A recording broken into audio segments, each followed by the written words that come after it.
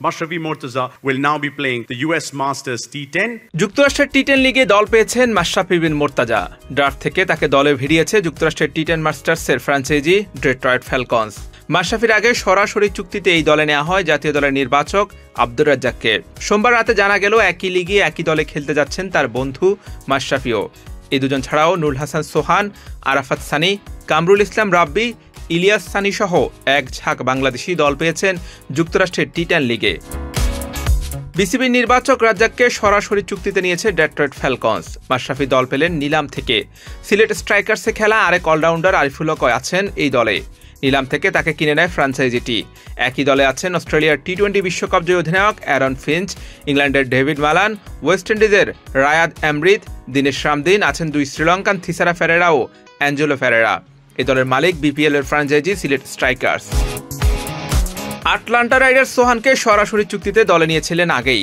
Atlanta রাইডার্সের স্বত্বাধিকারী BPL এর দল রংপুর রাইডার্সেও খেলেছেন সোহান। গত 2 মৌসুমে দলটির নেতৃত্ব দিয়েছেন তিনি। এছাড়াও বাংলাদেশি ক্রিকেটার ইলিয়াস সানি, কামরুল ইসলাম রাব্বি, আরাফাত সানিকে ড্রাফট থেকে দলে টেনেছে আটলান্টা। রংপুরে খেলা আরেক ক্রিকেটার পাকিস্তানের শোয়েব মালিক, মোহাম্মদ ইরফান, হামাদ আজম, ইংল্যান্ডের রাবি বোফারা, সামিত প্যাটেল সোহানের সঙ্গী হবেন এই টুর্নামেন্টে। এই ক্রিকেটাররা এর আগে বিপিএলও খেলে গেছেন। গত 2 বছরে ডেট্রয়েট ফ্যালকনসের স্বত্বাধিকারী বিপিএল এর দল সিলেট স্ট্রাইকার্সে খেলছেন মাশরাফি। এবছর অবশ্য ইনজুরির শিকার এবং বাজে পারফরমেন্সের কারণে টুর্নামেন্টের মাঝ পথেই দল ছেড়ে যান মাশরাফি।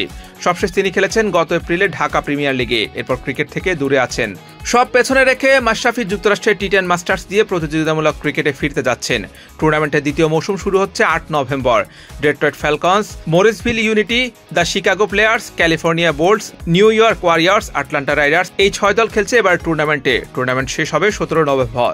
এক ঝাঁক বাংলাদেশি খেলছেন এই টুর্নামেন্টে, তাই বাংলাদেশের দর্শকদের বাড়তি চোখ থাকবে টুর্নামেন্ট জুড়ে। Hussain Arman, BD Cric time.